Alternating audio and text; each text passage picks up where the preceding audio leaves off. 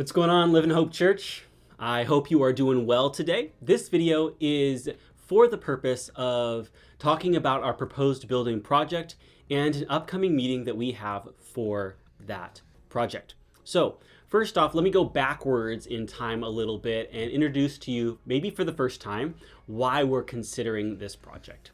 Two reasons that I'd like to point out. One, the two modulars that we're talking about replacing with this new building, the 300 and 400 building, or the youth building and the 400 building, the building with classrooms next to it, are getting older. And they've been getting older and older as the years go by, as it does.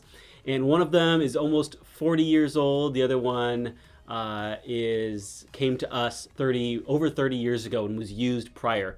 And so we've put money into those buildings to keep them upright, to keep them functional and safe and so on.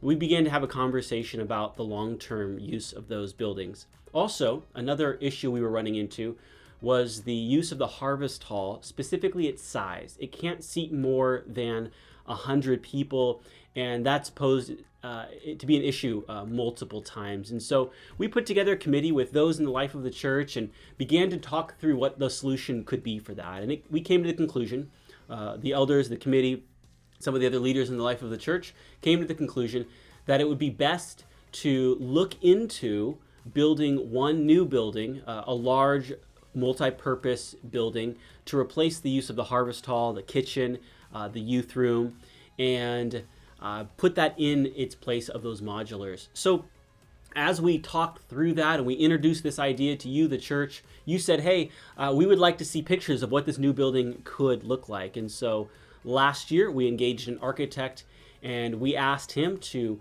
put some images together based on our instruction, based on our guidance, and he did. And so I want to show you those pictures right now.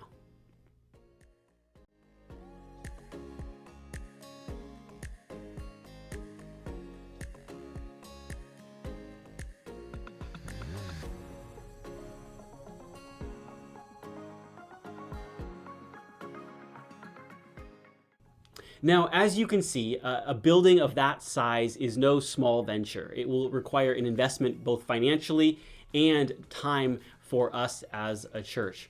And so you all said you wanted us to go this far as we pursued this solution to the problem that we have on hand. And right now, what we'd like to hear from you is your thoughts. We asked you at a recent family meeting to be praying about this, to be talking about this with your family, and to be sharing with us thoughts that you have. So we put on the calendar for June 9th, not too far away from when I'm recording this, a special lunch where we're going to be able to have an open conversation, an open dialogue with you, the church member. We encourage you to come. Please come, as this meeting is very important. We, the elders and leaders, would like to hear your feedback on where God is directing you. As we have been praying about this, we want to lay something out very openly and honestly. We don't need this project to move forward in order for the church to stand. We are going to move forward with the mission that God has put us on this earth for. We're going to continue to minister to our community. We're going to continue to make disciples. We're going to continue to do the work that God's laid before us. We find this project wise. We find this project exciting as we consider our growth, as we consider the stewardship of our property and our buildings. So come to the meeting, share with us what your thoughts are, what your questions might be, what your concerns might be. And we would love to dialogue with you about that. Mark your calendars, June 9th, following the church service. It'll be a lunch that we will provide. It's not a potluck, and we hope that you'll come to that and share your thoughts and where God's leading you. Thanks. We'll talk to you soon.